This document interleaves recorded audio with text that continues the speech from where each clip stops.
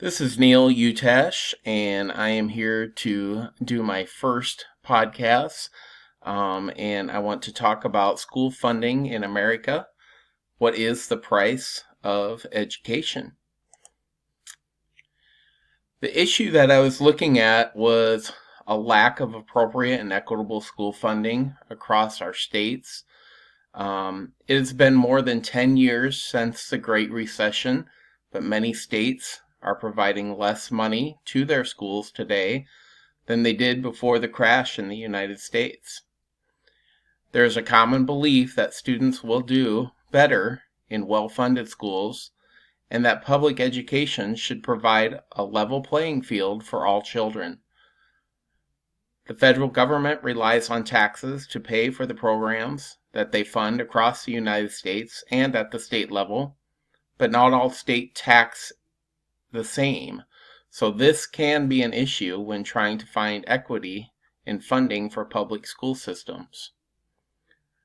I do believe that there is not a balance in funding from state to state. When I look at my own state of Iowa, there seems to be a lot more equity throughout our state compared to those surrounding states like South Dakota, Minnesota, Missouri, Illinois. They all seem to have their own struggles as far as equity in funding programs and funding their schools throughout their states. Many people in the United States are willing to look the other way, despite this fact that they know our public schools are not equally supported. There's an inequality that's silently destroying our public school system. An example of this inequity, Bidler and Bernliner in 2002 stated that in 1998, the state with the highest average level of public school funding was New Jersey, with an annual funding rate of $8,801 per student, whereas the state with the lowest average level was Utah, with a yearly rate of $3,804 per student. This means that the typical student attending a public school in New Jersey was provided more than twice the fiscal resources allocated to his or her counterpart in Utah. This type of inequality was a common problem throughout the United States.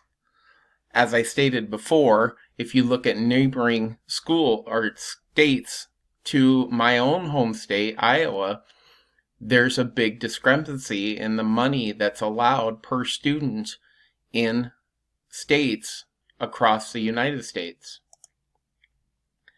Some would argue that our taxpayers are on the hook for funding our educational needs and a lack of legislative support to pour money into our educational system.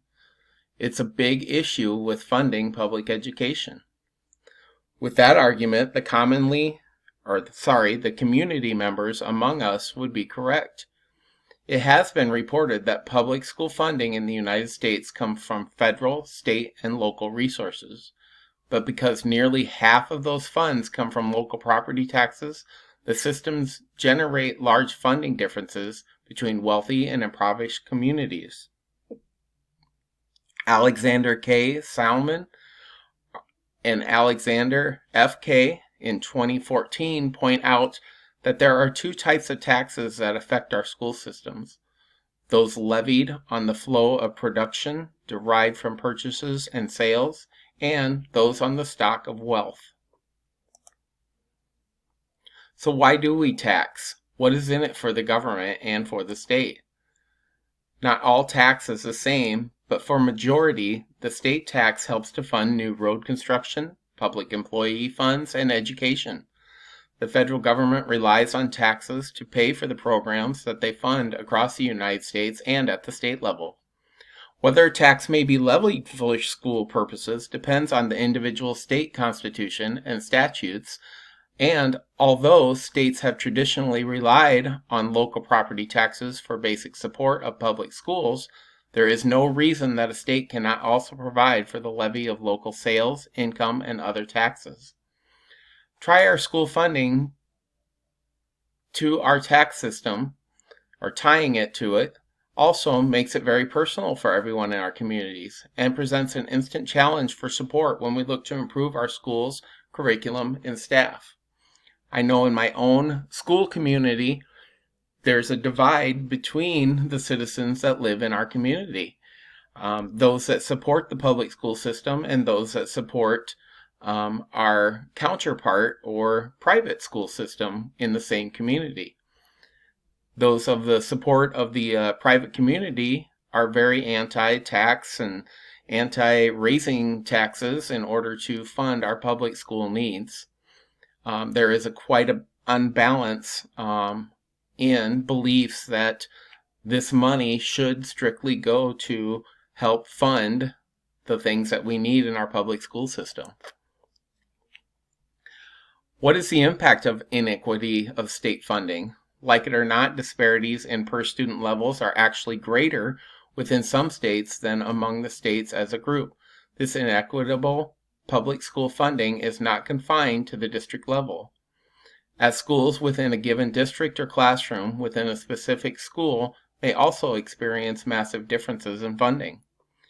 In 1998, the state of Iowa allowed average annual expenditures of $6,823 per student, and our neighboring state of South Dakota allowed $5,667 per student. When it comes to funding programs and providing an equitable education from state to state, the difference in money can really affect the bottom line and influence the opportunities provided to the student within your particular state. The financial implications of continued funding cuts being made not only at the state level but at the national level are continuing to influence the productivity of our school systems and the health of our educational opportunities as compared to other countries.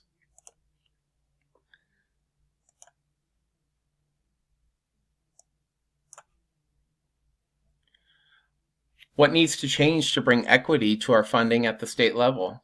As a future superintendent, it will be essential to work with public political figures to help gain support for the school system. Equally important is an involvement with state government officials to fight for the funding of public schools and to make an argument for support both fiscally and politically. Educators need to take a position on funding for our schools and speak up to local, state, and national governmental bodies to inform them of the needs, the issues, and the inequity of funding that is playing a part in our students' achievement in the United States. Because funding inequities exist both within and between state, the ideal way to address them would be through changes in federal policies. But interest in school funding issues has not been great in Washington, D.C. or among the national media. Get involved politically to support a funding reform in your state, working with media to raise public awareness of the issue surrounding public school finance or lack of funding. Work with educators to lobby your Congress representatives to make a case for more federal support of poorly funded schools. If you are an educator, focus on strategies that are known to be associated with greater student achievement, such as retaining qualified teachers and keeping smaller class sizes. In the state of Iowa, our governor is offering incentives to schools for their achievement, and the talk of merit pay as well as charter schools have been a topic of discussion. I feel that reshuffling of public dollars is a deceptive way to do away with public schools. With charter schools, I see them as being funded by tax dollars, but do believe that consequences of these funding approaches may be ways for charter school operators to recruit students from school districts that have higher levels of revenue per pupil. I do believe that it is important to follow where the dollars come from for all aspects of schooling and to be consistent with the funding as a state. I don't mind if private schools want to dip into public funds, but then they should have the restraints of public school and have to take any student that shows up in their building, even the low achieving and behavior students. No longer should they be able to put up a no vacancy sign. I do believe that we have a separation of church and state for a reason, a good one at that, but it is in place to allow families an option of private versus public school. How they pay for it shouldn't be on the shoulders of our taxpayers and shouldn't take away from the public schools that are offering free education. Here's a list of my references that I used in my topic. I just want to close by saying that, I do believe that if our government could figure out a way to more equally spread the funds across the schools, especially in each state, there would be more equal playing ground for students to have a choice to go to any school that they want and still get the same education if they were to attend a school that they live close by to. I do believe there's a way to do it. I think that we as a state need to evaluate our practice and decide what's important and how are we going to make sure that our funds are equally distributed so that students don't suffer at the hands of schools that cannot provide adequate learning environments, curriculum, and instructors. Thank you for listening, and I will see you in my next podcast.